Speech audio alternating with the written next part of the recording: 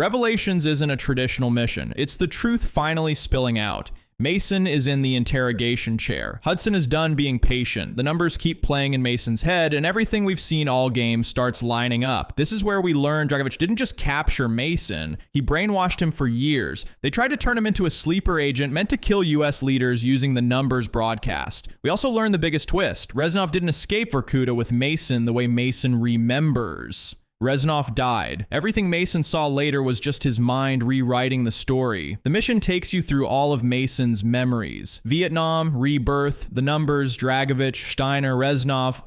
Everything clicks together in a way that feels satisfying but also heartbreaking. This is the moment Mason stops being confused and starts fighting back. It's emotional, raw, and honestly one of the best story payoffs COD has ever done. WMD is peak Black Ops energy. You start the mission controlling a satellite camera, guiding a strike team onto a snowy Soviet base. Then you drop down to the team itself, sneaking through the mountains with perfect coordination. The stealth section is amazing. The snowstorm hides you, and you feel like a real special ops unit. Then out of nowhere, you get that insane wingsuit moment. You literally glide off a cliff, diving straight into enemy territory. For COD back then, that was huge. Once you land, the mission switches to full combat. You fight your way into the base to stop a shipment of Nova 6. Every room feels tight. Every enemy feels dangerous. The vibe is cold, brutal, and serious. What makes WMD stand out is how it mixes careful planning with total chaos. It shows you how fast a mission can go from quiet to insane. One wrong step and you're dead. It's one of the missions that made Black Ops feel like real spy military fiction instead of just run-and-gun action. And it was also the free trial mission on the PlayStation 3 for Black Ops 1. Life is where Black Ops 3 finally shows what the story is really about. Your mind breaking under the pressure of the DNI implant. You wander through a town that keeps looping. People repeat lines. Buildings shift. Enemies appear out of nowhere. Every loop gets more surreal, like reality is melting. You're not watching memories. You're watching a person lose themselves to a machine inside their head. This mission is emotional because it reveals how scared your character really is. They don't know who they are anymore. They don't know what thoughts belong to them. It's weird, deep, and disturbing in a calm way. And it's one of the rare moments COD slows down and shows you the human cost of all the tech. Black Ops 3 receives a lot of backlash for being confusing, but this mission makes you feel so uneasy and depressed. But the creativity is off the charts. It's classic Treyarch mindfuckery. Suffer with me. This mission is brutal. You play as Woods in 1989, following Menendez's men to a jungle camp. Everything feels tense from the start. Menendez has already lost his sister, and now he wants revenge on anyone connected to her death. Woods, Mason, and their team try to rescue a hostage, and the entire mission feels wrong. The camp is filled with soldiers, prisoners, and dirt roads that look like they've seen way too much blood. The worst part? Menendez tricks you. He brings out Mason tied up and tells Woods to shoot him. He says the shot will only wound him, but he lies. You pull the trigger. Mason goes down. Woods screams, realizing he just shot his best friend. Then Menendez grabs Woods and whispers the line that defines the whole mission. Now you suffer with me. It's cruel. It's emotional. It's unforgettable. This mission proves COD doesn't need aliens or zombies to be dark. Humans are enough. It's the moment Menendez stops being a villain and becomes a tragedy. And it's one of the most painful scenes in COD history. Rebirth is one of the darkest missions in the entire series. It takes place on Rebirth Island, basically a nightmare lab where the Soviets tested Nova 6 gas on prisoners. The second you arrive, you see chaos everywhere. Bodies on the ground, gas leaking, alarms blaring. You play as both Hudson and Mason in different parts of the mission, forming a huge puzzle of action happening all at the same time. Hudson is trying to reach Dr. Steiner, the only man who knows how to stop Nova 6. Mason is trying to kill Steiner, because his brainwashing tells him Steiner must die. Two teams, one target, completely opposite goals. Walking through the labs is disturbing. You see cells, medical rooms, and evidence of experiments gone wrong. The whole mission feels evil. It's not war, it's cruelty. The best part? The moment where Mason sees Reznov, or thinks he sees him. Reznov pushes Mason to finish Steiner, but later we learn Reznov was never there. This mission is the moment you start realizing Mason isn't just fighting enemies. He's fighting his own mind. It's the closest COD has ever gotten to psychological horror, and it proves Black Ops was always more than just a shooter. Karma might be the cleanest mission in Black Ops 2. You're on a giant floating city called Colossus, a luxury resort with rich people everywhere. But you're not there to relax. You're there to find Karma, a secret weapon Menendez wants. You sneak through the resort, hack systems, break into clubs, and fight through high-tech hallways. It feels like a spy movie, not a battlefield. The twist? Karma isn't a thing. It's a girl, Chloe, and once you find her, the whole mission explodes into a rescue operation instead of an infiltration. What makes this mission special is how different it is from typical COD gunfights. The atmosphere is bright, flashy, and futuristic, but danger hides in every corner. It shows a world where technology and people are equally dangerous, and it proves BO2 wasn't afraid to break formula and try something bold. Identity crisis. This mission is harsh because it finally tells you what Bell really is, a broken tool created by the CIA. You walk through memories that don't feel right. Objects glitch, people repeat words, rooms change shape, then Adler forces you to relive your brainwashing.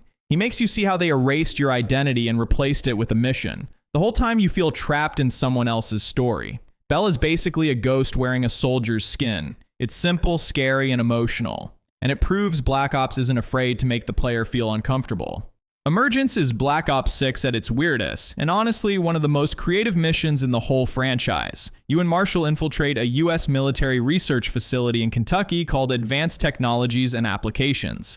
On paper, you're there to find answers about a bioweapon called the Cradle. In reality, you're about to walk into a gas-filled nightmare. Early in the mission, an elevator ride goes wrong. The lift snaps, crashes down the shaft, and your character, Case, is thrown around and has his gas mask shattered. The cradle is in the air, and now it's inside your lungs. From that point on, nothing you see can be fully trusted. The facility looks abandoned at first. Empty halls, dead silence, and mannequins just standing there like decorations. But once the gas kicks in, those mannequins start to move. You grab a hatchet from one of them to pry open a door, and that simple act basically opens the door to the hallucinations. The mannequins become zombies in your eyes, and the whole mission turns into a horror level. When you finally slot all 4 cards and reach the biotech area, things go fully off the rails. You face what looks like endless zombies and a disciple-style enemy in a final showdown, and the game makes it feel like you're definitely going to die. Then it cuts, and you realize it was another hallucination. Marshall and Sev are actually trying to pull you out of it, shaking you back to reality. Emergence isn't just a random spooky level with zombies thrown in. It's a deep dive into Case's past, his damage, and his connection to the Cradle Project. It shows how far Black Ops 6 is willing to go to mix campaign storytelling with horror and zombie-style enemies. You walk out of that mission not just with more intel on the Cradle, but with a completely different view of who Case really is. Numbers is one of the most chaotic missions in Black Ops 1, and honestly, it might be the moment where Mason's whole mind finally cracks open in front of us. The mission starts with Hudson trying to force the truth out of Dr. Clark. Clark is the guy behind the Nova 6 nerve gas. And he's basically the only person who knows how the whole operation works. But instead of talking, everything goes to hell. A squad attacks, Clark gets shot, and suddenly the building is on fire, falling apart and full of enemies. While you're fighting through it, Mason keeps hearing those numbers. The creepy radio code Dragovich used to brainwash him. The numbers get louder and louder, like they're trying to control him again. That's why I love this mission. It's not about killing enemies. It's about watching a soldier break down piece by piece while still trying to survive. It shows how fragile Mason really is underneath all the toughness. And it sets up the final twist without you even noticing. Break on Through. Break on Through is one of the most creative missions in Cold War. You get shoved into a repeating memory of Vietnam. Every time you run the same route, something changes. The weather, the soldiers, the path, even the objective. Adler keeps talking you through it, pushing you, changing small details like he's editing your brain in real time. The world starts to fall apart. Trees float, the ground melts, soldiers appear out of nowhere. The mission does a great job of making you feel dizzy and trapped. You know you're being manipulated, but you can't stop it. Slowly, the game pulls you away from the fake war setting and drags you toward the truth about Perseus and your real identity. It's less about Vietnam and more about breaking you down until you finally give in. Most Wanted is the mission where everything in Black Ops 6 suddenly becomes real. You're not on a battlefield. You're not blowing up some enemy base. You're walking straight into Washington, D.C., into a fancy political event filled with powerful people, while secretly planning a jailbreak under their feet. You start undercover at Capitol Station, where a high-class dinner event is going on, the kind of thing where rich politicians smile for cameras while pretending everything is fine. But your real job isn't at the dinner. Your real job is getting into the black site hidden under the train station, a secret CIA bunker nobody is supposed to know exists, and down there, someone important is being held. Adler. The man who's been kidnapped, tortured, and locked away because he knows too much. And that's why Most Wanted stands out. It mixes politics, danger, pressure, and pure spy energy. You're not saving the world. You're just trying to save one man, and somehow that feels even harder. Pyrrhic Victory takes you into the Angola Civil War, and it's ugly from start to finish. Mason and Hudson team up with Jonas Savimbi, a wild and brutal rebel leader who's on your side, but clearly not a hero. The battlefield is on fire, soldiers are screaming, and the whole place feels out of control. You fight through waves of enemies with almost no cover, dodging explosions and charging vehicles. The mission is loud and dirty. There's nothing clean or heroic about it. Your goal is to eventually find and rescue Woods, who's been a prisoner for years. When you finally pull him out, he's weak, broken, and not the same man you remember. The title Pyrrhic Victory fits perfectly. You technically win, but what you gain barely feels worth what everyone had to lose. It reminds you that Black Ops stories are about the cost of war, not just the thrill of battle. Ashes to Ashes is the final mission of Cold War, and your choices finally matter. You either lead the team to the real Perseus broadcast site to stop the nukes, or you betray them and send them into a trap. Both paths feel heavy. If you stay loyal, you fight through enemies to stop a nuclear disaster. You save millions of lives, but Adler still kills you afterward because he can't risk a brainwashed agent walking around. If you betray them, you stand there while the people you've worked with are ambushed and killed. The nukes launch and the world pays the price for your choice. Either way, nobody really wins. The Cold War remains dirty, secret, and painful. It's a strong ending because it doesn't pretend this world has clean heroes, just damaged people making ugly decisions. Judgment Day is the big final punch of Black Ops 2. You attack Menendez's hidden base, which is packed with drones, defenses, and advanced tech built to crush any normal army.